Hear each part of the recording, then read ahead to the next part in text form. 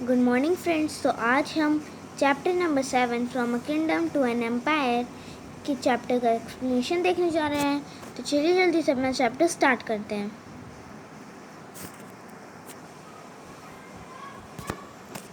तो हमें यहाँ पहले एक स्टोरी दी गई है, Roshan's rupees. Roshan clutched the crisp note that her grandfather had given her for her birthday. While she badly wanted to buy a new CD, she also wanted to just see and feel the brand and new notes.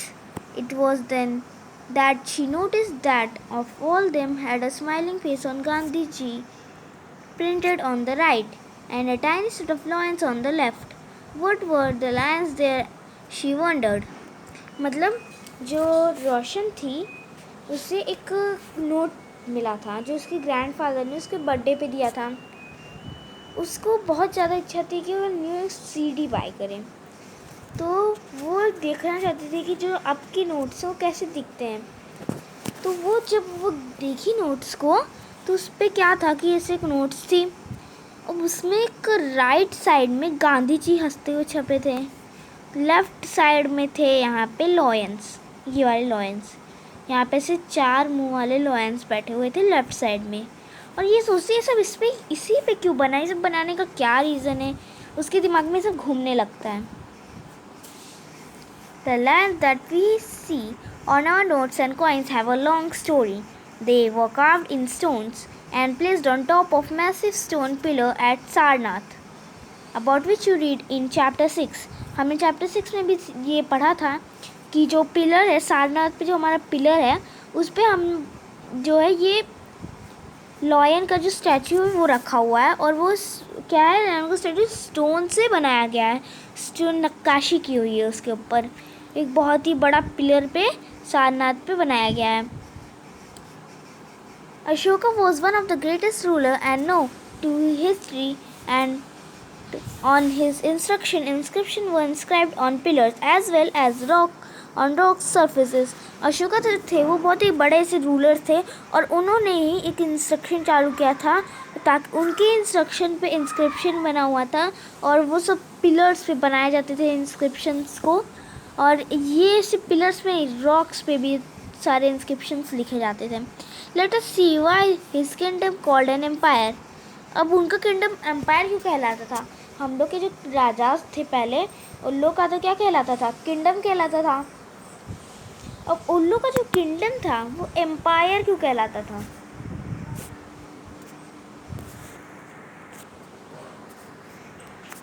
The empire that Ashoka ruled was founded by his grandfather.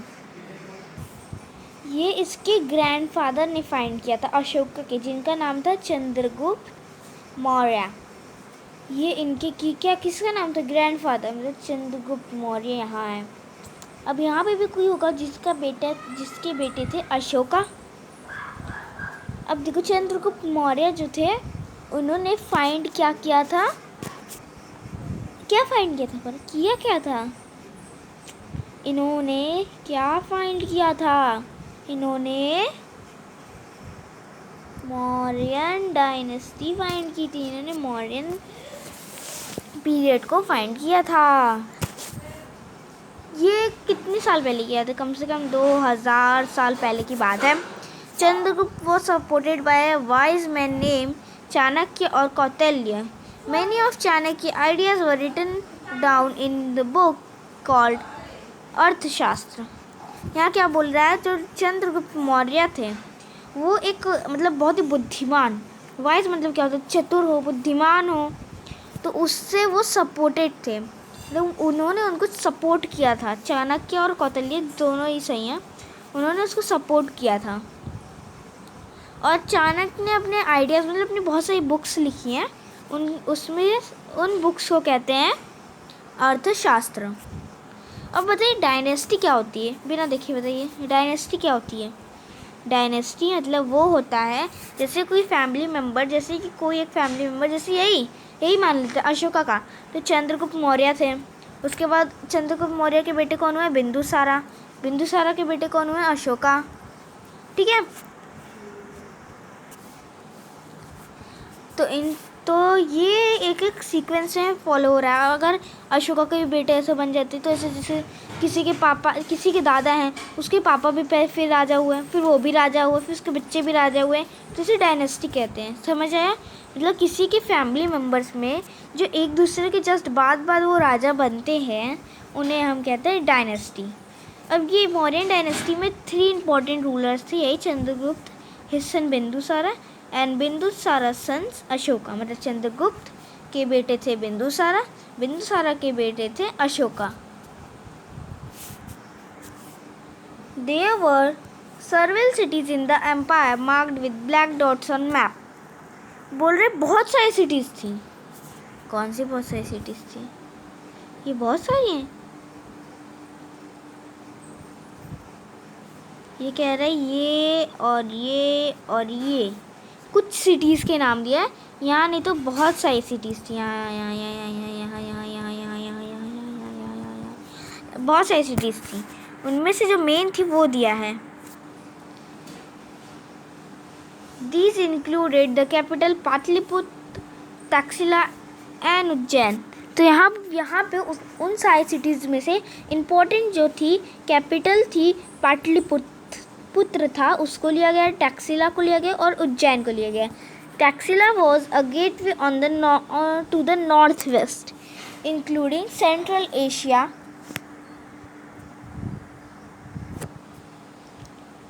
बोल रहा है जो पाटलिपुत्र है वो कहाँ पे है?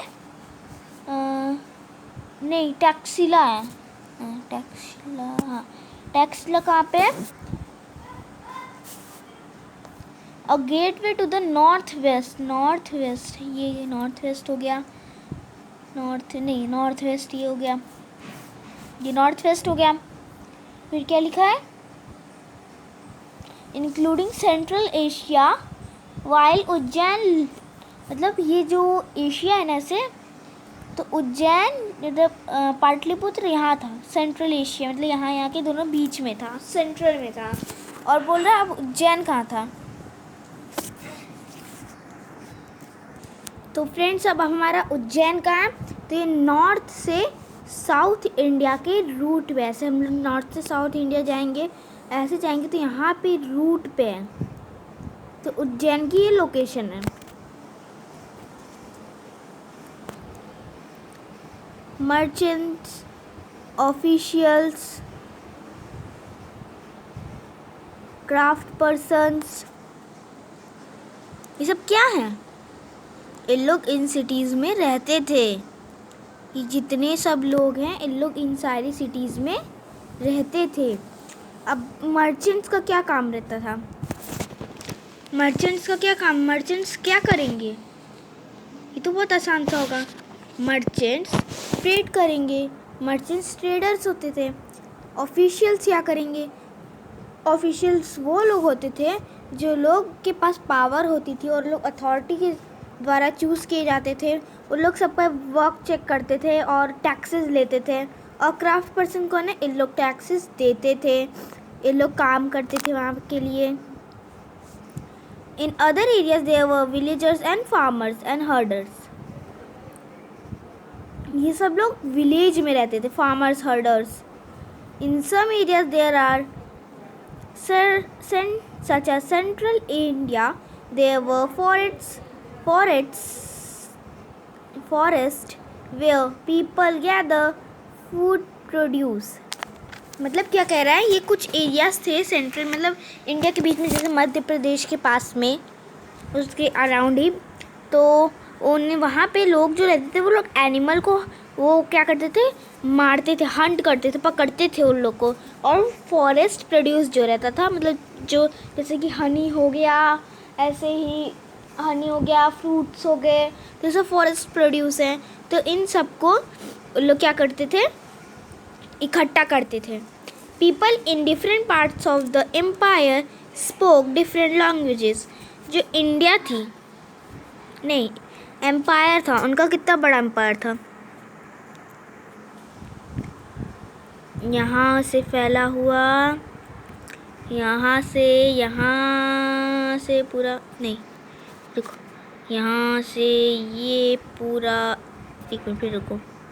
यहाँ से पूरा ये पूरा उन्होंने उनके कैप्चर में था। तो क्या बोल रहा है कि पीपल जो डिफरेंट एम्पायर में रहते थे उन लोग अलग अलग भाषाएं बोलते थे। डिफरेंट एम्पायर मतलब अब किसी का एम्पायर यहाँ से होगा, किसी का इतना होगा। और ये एम्पायर क्या होता है, पहले ये बात है हमारे दिमाग में घूम रही है। एम्पायर क्या होता है, जैसे कि ये इंडिया है, यहाँ पे रिया है, यहाँ रिया रहती है। ये हो गया रिया का किंगडम। रिया यहाँ की वो है, क्वीन है, और ये उसका किंगडम है। यहाँ पे रहता है राहुल, ये राहुल का किंगडम है और राहुल यहाँ का किंग है। ये है स्नेहा, यहाँ स्नेहा रहती है और ये वहाँ की क्वीन है। और अब इन सब पे कब्जा कर लिया मोहित ने वहाँ पे कब्जा कर लिया। अब ये पूरा मोहित ने सबसे कहा कि तुम्हें मैं यहाँ से रहने दूंगा, तुम अपने अपने किंगडम में रह सकते हो, पर जो मैं रूल कहूँगा वो तुम्हें मानना पड़ेगा। स्नेहा ने कह दिया, राहुल ने भी हाँ कह दिया और रिया ने भी हाँ कह दिया।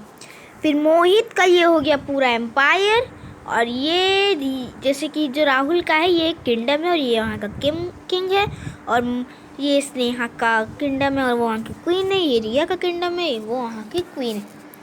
और जो ये है पूरा एरिया, ये मोहित का एम्पायर है और मोहित यहाँ का एम्परर है। और हर एक जगह पे लोग अलग अलग जगह के फूड खाते थे, अलग अलग जगह के खाना खाते थे। अब जो लोग यहाँ होंगे तो वही तो लोग खाएंगे, तो अलग अलग जगह के अलग अलग चीज़ें उगती थी, तो जो उगता था लोग वही खाते थे। तो इसलिए लोग का वो थोड़ा फूड स्टाइल थोड़ा डिफरेंट था। उन लोग कपड़े भी अलग पहनते थे, उन लोग सेम टाइप की ड्रेस नहीं पहनते थे, अलग अलग पहनते थे जैसे कि हमेशा का होता है।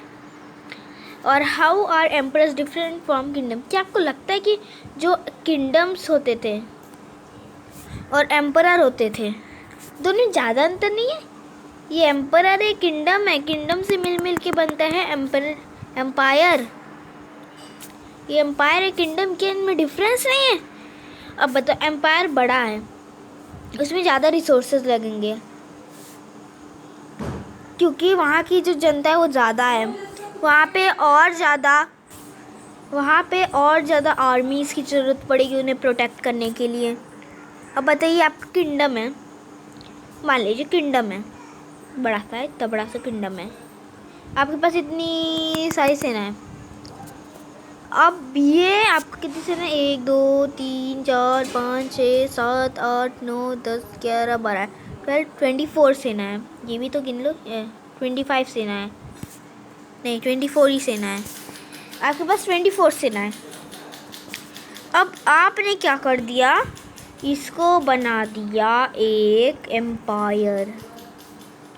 इतना बड़ा सा ये एम्पायर है, इतना बड़ा सा। पहले आपका किंगडम इतना बड़ा सा था, यहाँ पे आपके 24 थे। तो अब क्या आप ऐसे लगोगे 1 2 3 4 5 6 7 8 9 10 11 12 13 14 15 16 17 18 19 20 21 22 23 24 25 26 27 28 ज़्यादा हो गई। हाँ, तो क्या इससे आपका प्रोटेक्ट होगा? इतने में तो आपका काम चल जाता आराम से, ऐसे पूरे भर जाता। इतने में कैसे भरेगा? आप बताइए, क्या इतने में तो आपका अच्छे से काम हो गया था? ये आपका एम्पायर तो 2 3 4 5 6 7 8 9 10 11 12 13 14 15 16 17 18 19 20 22 23 24 ही इतने में ही हो रहा है। और अगर आपका किंगडम होता 2 3 4 5 6 7 8 9 10 11 12 13 14 15 16 17 18 19 20 21 22 23 24 आराम से हो गया। और ये हमारा एम्पायर इसमें नहीं हो पा रहा है, तो इसमें हमें वो आर्मीज़ भी तो ज़्यादा चाहिए होंगी, एक लार्ज नंबर ऑफ ऑफिशियल्स जो लोग टैक्स कलेक्ट करते हैं। टैक्स आपसे पैसा लेंगे, आपकी आधी रकम, आपकी आधी डॉलर, मतलब आपका आधा जैसे कि आपका जो वो होता है सैलरीज में से थोड़ी पैसा आपको काट के देना होगा ऑफिशियल्स को, ठीक है। रूलिंग द एम्पायर, एम्पायर पे कैसे अब रूल करते थे उन लोग। As the empire was so large different parts were rule differently. अब एम्पायर तो जैसे बहुत बड़ा था, तो अब अलग अलग पार्ट को अलग अलग तरीके से वो रूल किया जा रहा था। The area around Pataliputra was under the direct control of empire. अच्छा नहीं बना, कुछ भी बना लो। हाँ बस इंडिया लगना चाहिए, थोड़ा बहुत नहीं लग रहा। बन गया, नहीं बस बनने वाला है, बस देखते रहो। बस बन गया, बस बन गया। हाँ इंडिया, एकदम इंडिया लग रहा है, एकदम इंडिया बन गया। अब यहाँ पे हमारा है पाटलिपुत्र, कहीं यहीं पे है। तो अब यहाँ जो एरिया इतना जो पाटलिपुत्र के पास एरिया था पूरा, क्या हुआ इसको, ये डायरेक्ट कंट्रोल में था एम्परर के। ये एम्परर इसे डायरेक्ट कंट्रोल करते थे, जानते थे एम्परर, ये खुद एम्परर ही कंट्रोल करते थे। This meant that officials were appointed to collect tax from farmers, herders, craft persons and traders who lived in village towns in the area. ये जो टैक्स थे, मतलब ये जो ऑफिशियल्स थे, वो लोग फार्मर्स, हर्डर्स और क्राफ्ट पर्सन, ट्रेडर्स, इन सब से टैक्स लेते थे। जो लोग विलेज में रहते हो या टाउन में रहते हो या किसी भी एरिया में रहते हो। फिर क्या लिखा है, officials also punish those who disobeys the rule order. अब कुछ लोग होते हैं ना कि ये पता नहीं क्या राजा रूल निकाल रहे हैं, बड़े बड़े कौन से नए नए रूल निकाल रहे हैं, मुझे ये सब अच्छे नहीं लगते, राजा बहुत बेकार हैं, अपने में बोलते रहते ना। तो ये जो ऑफिशियल होता था, ये सीधे लोग उठाता था और डाल देता था जेल में, या उनको देता था पनिशमेंट, सज़ा देता था। सज़ा तो कैसी भी हो सकती है। और फिर many of these officials were given salaries. Officials को टैक्स कलेक्ट करना होता था और अपने राजा के आज्ञा तो माननी ही पड़ेगी उन्हें, तो उनके इस काम के लिए उन्हें सैलरीज देते थे, सैलरीज तनख्वाह देते थे। Managers went to and fro and spies kept a watch on the officials. Messengers थे, वो लोग जाते थे और स्पाइस को, और ये सब उस किस पे नज़र रखते थे, ऑफिशियल्स पे। इन्हें कौन भेजता था, एम्परर, इसे एम्परर भेजता था।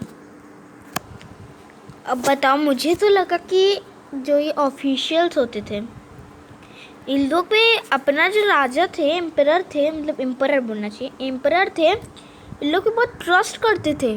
पर नहीं, वो लोग तो एम्परर के पीछे भी जासूस लगाए हुए थे।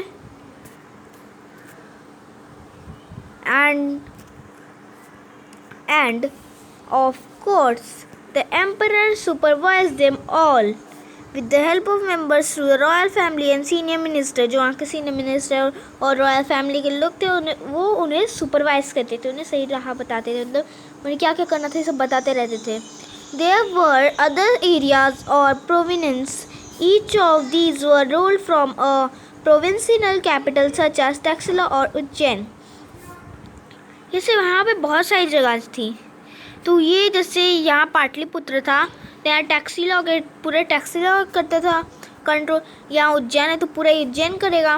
तो सब कैपिटल्स बनाए गए थे, क्योंकि एम्परर बहुत, मतलब एम्पायर बहुत बड़ा होता है, तो उसे रूल करने के लिए बहुत ज़्यादा लोग चाहिए, इसलिए ऐसा किया था। Although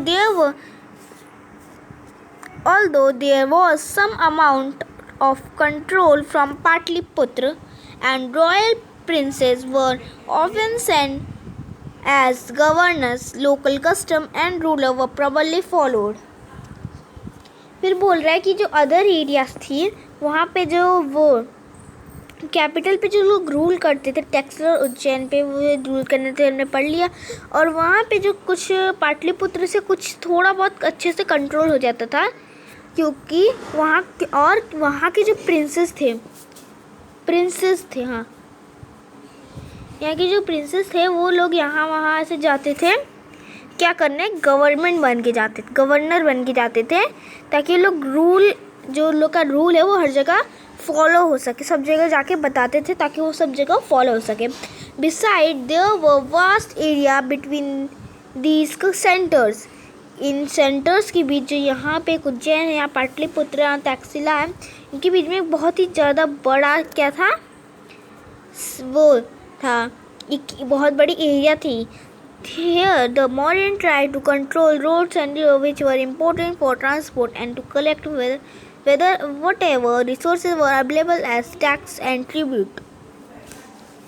मतलब जो मौर्यास थे ना, लोग बहुत ज़्यादा चालाक थे। इन लोग का राज कैसा था, कुछ ऐसा था ना, ऐसा था, और नहीं इतना नहीं था, और यहाँ से बस इतना था, ये नहीं था, इतना था।